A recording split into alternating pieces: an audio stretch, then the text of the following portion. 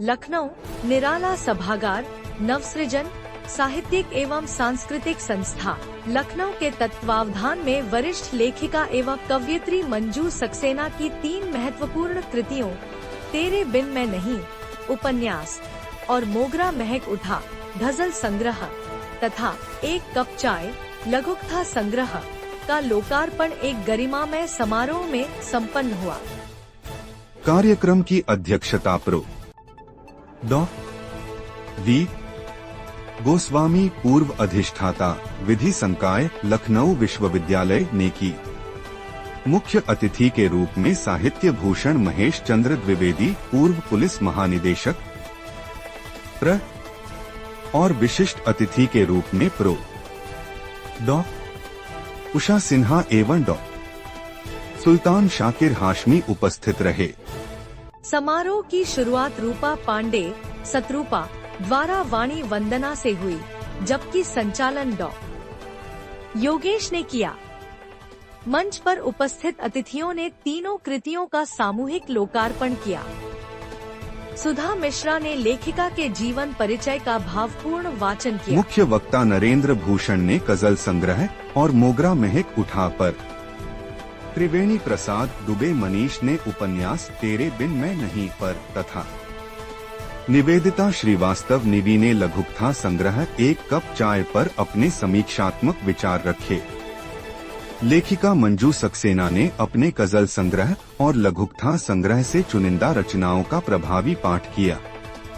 अतिथियों ने उनके साहित्यिक योगदान की सराहना करते हुए उनके स्वस्थ और दीर्घ जीवन की कामना की। समारोह में उपस्थित सभी रचनाकारों को सारस्वत सम्मान प्रदान किया गया। अतिथियों का स्वागत गौरव सक्सेना ने किया और कार्यक्रम के सफल आयोजन हेतु गौतम सक्सेना ने संस्था की ओर से सभी के प्रति आभार व्यक्त किया।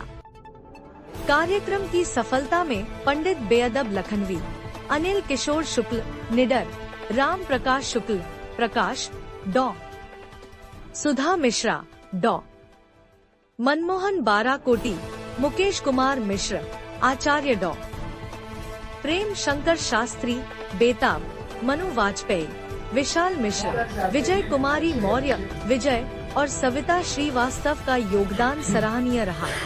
देखिए जिंदगी में कुछ मतलब चूक हो जाती है, इसके लिए मैं समझ आता हूँ।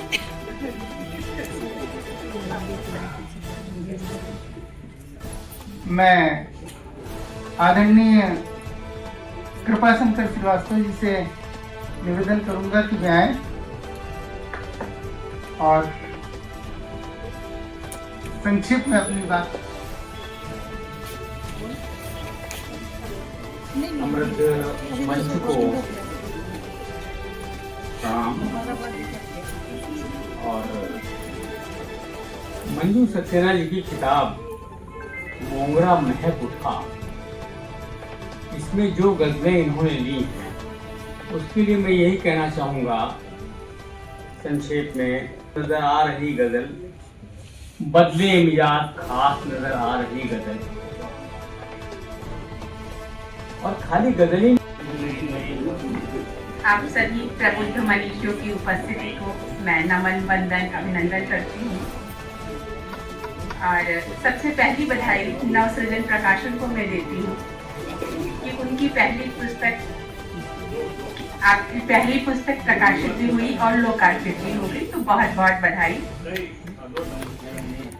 मेरे ख्याल से अब आवाज आ रही होगी, नहीं आ रही है तो आप भावों पे चले जाइए। हम लोग भावनाओं की बात कर रहे थे। कार्यक्रम में आने से पहले मैंने सोचा कि चलो एक कप चाय पी लें। चाय लेकर बैठी ही थी कि कहीं से मोगरा महक उठा और एक लेखनी, एक याद गुनगुना उठी। तो आपकी लेखनी 3 विधाओं की आपकी प्रकाशित हुई है, इसके हम साक्षी बन रहे हैं। उपन्यास, गजल और लघु कथाओं में आपने सराहनीय सृजन किया है। साहित्य की त्रिविधा का ऐसा त्रिपुट हमारी प्यारी मंजू जी को बहुत बहुत मुबारक हो। का हुस्न दोबारा हो जाता है, यही दरअसल तगल्लुद है। बात किनारे में कही जाए सनद का इस्तेमाल करते हुए कही जाए तो जो शेर होता है हुस्न दोबाला का मतलब वो बलीग शेर बन जाता है, बलीग शेर बन जाता है। वो बात इस शेर में दिखाई पड़ रही है। कारण भी मैं बता देता हूँ और बात को वाइंड अप करता हूँ। कारण ये है, हुआ ना वक्त से बेहतर तबीब दुनिया में। यहाँ पर वक्त को ही तबीब मान लिया गया है, वक्त ही सबसे बड़ा चिकित्सक है। अंग्रेजी में भी एक कहावत है कि time is the best healer. हुआ न वक्त से बेहतर तबीब दुनिया में,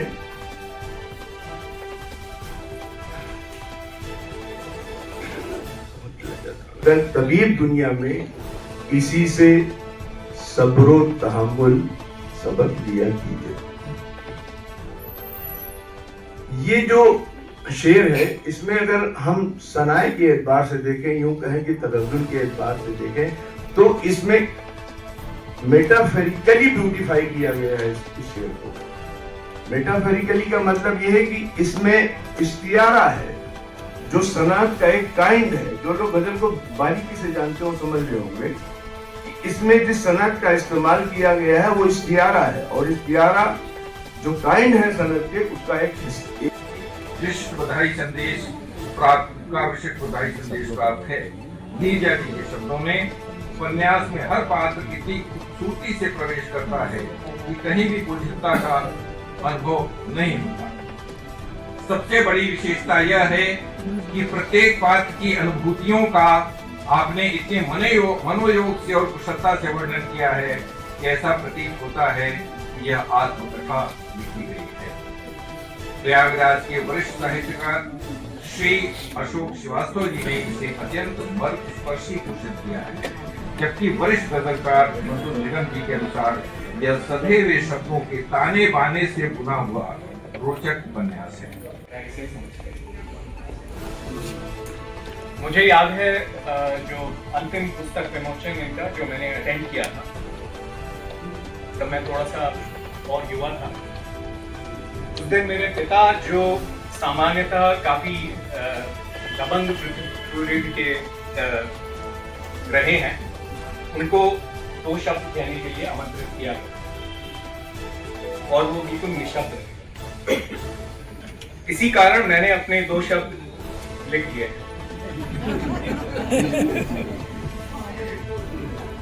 उस दिन मैं उत्साहित था, लेकिन सच कहूं तो थोड़ा सा ऊब भी रहा था।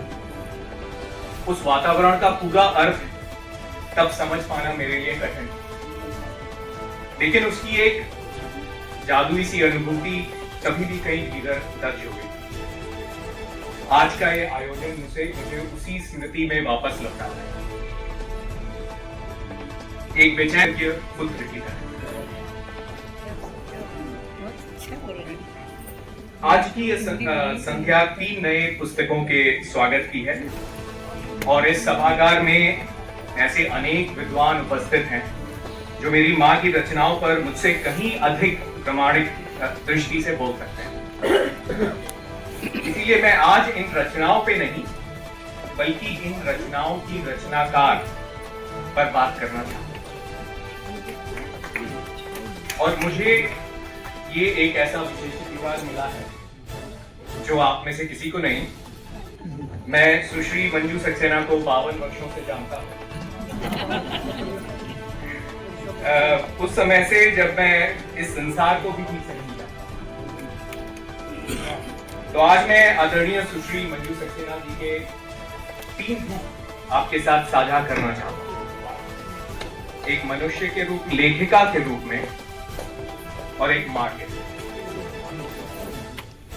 अपनी माँ को एक वाक्य में परिभाषित करना तो मैं यही कहूंगा कि रचनात्मकता उनके जीवन का ऑक्सीजन पर अच्छा लिख रही है। पता नहीं, शायद जो अंग्रेजी से एमए करते हैं वो अच्छे गजलकार हो जाते हैं क्या? जैसे विराट गुरुपुरी का नाम सुना है हमारे गजलकार, वैसे एमए इंग्लिश से हैं आदरणीय मंजू सक्सेना जी। सोचा था मैं भी अंग्रेजी से एमए कर लूँ शायद। मैंने प्रयास किया था, एडमिशन नहीं हो सकता। अब 76 साल में एडमिशन आपका नहीं होगा। तो मैं सोचा होगा कि ये पात्र नहीं है, इसलिए मना कर दिया गया हमको। तो अब वो कान में कह गए हैं योगेश जी कि मुख्य वक्ता तो है लेकिन संक्षेप में कहना है। अब मुख्य वक्ता और संक्षेप में मेरी बात समझ में आती नहीं। कि किसी पुस्तक को जब विशेष रूप से पूरा पढ़ते हैं, उसमें कोई लेखक होता है, रचनाकार होता है, पूरी किताब पढ़ता है, कोई लिखता है, पढ़ता रहता है।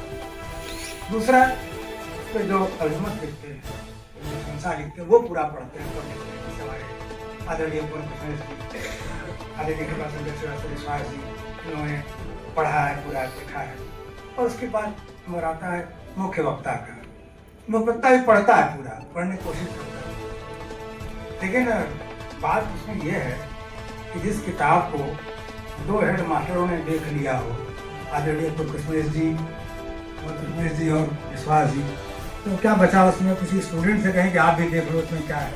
तो उस स्थिति में पा रहा हूँ अपने को, लेकिन कुछ कहना है मुझे भी। तो सबसे पहली जो बात किताब के शीर्षक की आती, पुस्तक के शीर्षक की, और मोगरा महक उठा, उनको समस्या पूर्ति है काले, और मोगरा महक उठा ही बात है, आदि क्या बात है। तो जैसे समस्या पूर्ति होती है साहित्य में, उस तरह से उत्सुकता पैदा होगी कि क्या किया जाए। तो हमने इसको पहले तो समस्या पूर्ति पूरी करने की कोशिश की, करो दिन क्या बनता है इससे। इस सभागार में उपस्थित सर्वप्रथम मंजू जी को बहुत बहुत बधाई कि आज इनकी 3 रचनाओं का लोकार्पण हुआ, और इन तीनों रचनाओं की शीर्षक मुझे तो बहुत ही आकर्षक लगी। निश्चित रूप से पुस्तक भी उतनी ही समृद्ध। और आज का कार्यक्रम सुश्री आदरणीय मंजू सक्सेना जी की 3 पुस्तकों के का विमोचन है। पहली इनकी किताब है एक कप चाय, जो लघु कथाओं का संकलन है। दूसरी इनकी पुस्तक है और मोगरा में, जो गज़लों का संकलन है। और तीसरी पुस्तक इनकी है तेरे बिन मैंने। तेरे बिन मैंने ही एक उपन्यास है, और इस उपन्यास के बारे में मैं आपको कुछ बताना चाहूँगा। ये उपन्यास जो है ये प्रतिलिपि.com करके प्लेटफॉर्म साइट है, उस पर पब्लिश हुआ है। इसमें 1.5 लाख व्यूअर्स ने उसको पढ़ा है, और 8,000 व्यूअर्स ने उसको 4.9 स्टार्स दिए हैं 5 में से। बड़ा वो पॉपुलर हुआ, बड़ा उसको लाइक किया गया। तो उसी का उन्होंने संकलन करके ये उपन्यास किया। एक कप चाय, मतलब नाम जो बहुत अच्छा लगता है, एक कप चाय। जैसे होता ना कि हम लोग एक चाय मॉर्निंग की जो टी देते हैं, शाम को पीते हैं, तो नाम इतना अच्छा बताया। ये मतलब विचार कैसे आया मतलब कि एक कप चाय रखना चाहिए? और देखिए, लघु कथाओं के बारे में ये है कि लघु कथाएँ छोटा बाइट साइज स्टोरीज होती हैं, जिसको आप एक चाय की चुस्की की तरीके से एंजॉय कर सकते हैं। तो आप जब इनकी लघु कथाओं को पढ़ेंगे तो आप पाएंगे कि ये हर लघु कथा जो है एक सुबह मॉर्निंग टी के हर चुस्की की तरह, और हर कथा में इनकी जो हर कहानी लघु कथाएँ जो इनकी हैं, इसमें संघर्ष और जो हमारे समाज के जो ऐसे वर्ग हैं जो कमज़ोर हैं, उनको प्रोत्साहन, उनके बारे में उनको साहस देने का और एक मोटिवेशन करने का कंपाइलेशन है। ज़्यादातर कहानियाँ ऐसी हैं। तो जिस तरीके से एक कप चाय आपको सुबह एनर्जी देती है, और कुछ आप उसी तरीके से ये कहानियाँ जो हैं मोटिवेट करती हैं। और ये मेरे ख्याल से इंस्पिरेशन है इस नाम के पीछे। एक कप चाय है, और भी बहुत सारी चीज़ें। कौन सी ऐसी लघु कथा जो बहुत ज़्यादा पॉपुलर हुई? इनकी ये मंजू सक्सेना जी करीब अब मेरे ख्याल से 30-35 साल से लिखते हैं। इनकी कई पुस्तकें पब्लिश हुई हैं। कुछ इनकी किताबें, कुछ इनकी कहानियाँ बल्कि कहूँगा मैं, हमारे जो साहित्यिक बड़े साहित्यिक मैगज़ीन्स हैं जैसे हंस वगैरह में पब्लिश हुई हैं। इनकी कुछ कहानियों को टीवी सीरीज़ के लिए भी किया गया है। टीवी सीरीज स्क्रीन प्ले करने के लिए। इनकी कहानियाँ मुख्यतः जो जैसे मैंने कहा कि कहानियाँ मुख्यतः समाज पे एक जो हमारा एक लेंस डालती हैं, एक ऑब्जर्वेशनल कहानियाँ हैं जो हमारे समाज में हो रहा है, जो हमारे समाज में। और एक इनकी बड़ी विशिष्ट कला है, वो ये है कि ये जैसे हमारा समाज जो है एक ट्रांसफॉर्मेशन से गुजर रहा है, बदलाव से गुजर रहा है। हम आधे इधर हैं, आधे इधर हैं इस समय। ये इनकी कहानियाँ जो हैं उसके बीच में एक ब्रिज, उस समाज में एक ब्रिज स्थापित करती है। ये जो हमारी पुरानी परंपराएं हैं जो हमको पीछे खींचती हैं, उन पे रोशनी डालती हैं, और जो हमारी आगे की जो हम कर रहे हैं परंपराएं बना रहे हैं, जो हमको पीछे रोक रही हैं, जो सही नहीं है किसी मायने में, उन पे भी रोशनी डालती है। तो ये इनका मुख्यतः ये ऑब्जर्व करती हैं सोसाइटी में क्या हो रहा है और उस पर टिप्पणी करती हैं। एक बार मेरा नाम गौरव विनोद सक्सेना है। मैं मंजू सक्सेना जी का सबसे बड़ा पुत्र हूँ, और मेरा सौभाग्य है कि मैं आज इनके इस सम्मेलन में हूँ। Thank you. नवसृजन साहित्यिक और सांस्कृतिक संस्था के सचिव हूँ। आज हमने मंजू सक्सेना जी की 3 कृतियों का लोकार्पण किया ज्ञान सभागार में। एक गज़ल संग्रह है, एक कहानी संग्रह है जो लघुकथाओं का संग्रह है, तीसरा है उपन्यास तेरे बिन मैं नहीं। इन में मंजू सक्सेना जी ने जो यथार्थ जीवन हम जीते हैं, जो व्यवहारिक जीवन हम जीते हैं, उन मार्मिक मुद्दों को लेकर कि हम अब सोचिए एक कप चाय, ये शीर्षक है उस कहानी संग्रह का। जब हम छोटी छोटी बातों में अपने जीवन के कई प्रसंगों को लाते हैं और फिर भूल जाते हैं उनका कितना असर होगा। एक छोटी सी कहानी इस पर बात करना चाहूँगी कि एक फ़ोन कॉल, एक व्यक्ति 2 लोगों से बात कर रहा है। पहला फ़ोन उसकी वाइफ का आता है, वो पूछती है कहाँ पहुँचे हो, तो कहता है कि बस ऑफिस पहुँच रहा हूँ सिद्धार्थ, अभी कुछ देर में मैं कॉल करता हूँ। दूसरा कॉल उसकी माँ का आता है, पूछती है बेटा कहाँ पहुँचे हो, तो झुला के बोलता है अभी ऑफिस पहुँचा तक नहीं हूँ, क्यों फ़ोन किया? तो कहती है उसकी माँ कि मुझे दवाई बुला दी। फ़ोन कट जाता है। ये मार्मिक प्रसंग दिखाता है कि हम जीवन में कैसे हो गए हैं, कि रिश्तों की जो गंभीरता थी, जो संवेदना थी, उसको हमने भौतिकवादी समाज में आने के बाद बहुत उसके मूल्यों को खो दिया। उन्हीं मूल्यों को छूती हुई, उन्हीं संवेदनाओं को छूती हुई ये कहानी संग्रह है। मार्मिक चीज़ों को, संवेदनाओं के आधार पर जब एक स्त्री पुरुष में अपने जीवन को तलाशती है तो वो क्या चाहती है और कैसे अपने जीवन को बिताती है, ये इनके उपन्यास में आप पढ़ेंगे तो पाएंगे। और जो तीसरा उनका गज़ल संग्रह है, उसमें जीवन की उन छोटी मार्मिक संवेदनाओं की बात की गई है जो हम कहीं भूल रहे हैं। हम चाहते हैं आकाश को इस ज़मीन पे लाना, लेकिन ला नहीं पा रहे। क्या खामियां हैं, क्यों, कैसे हैं, इन्हें हम कैसे दूर कर सकते हैं? इन्हीं सारी मानवीय संवेदनाओं के अछूते जो पहलू हैं, उनको उजागर करती है तीनों किताबें। मैं बहुत बहुत उनको देती हूँ शुभकामनाएं, किताबें उनकी साहित्य जगत में नाम कमाएं और यूँ ही उनकी लेखनी आगे बढ़ती रहे।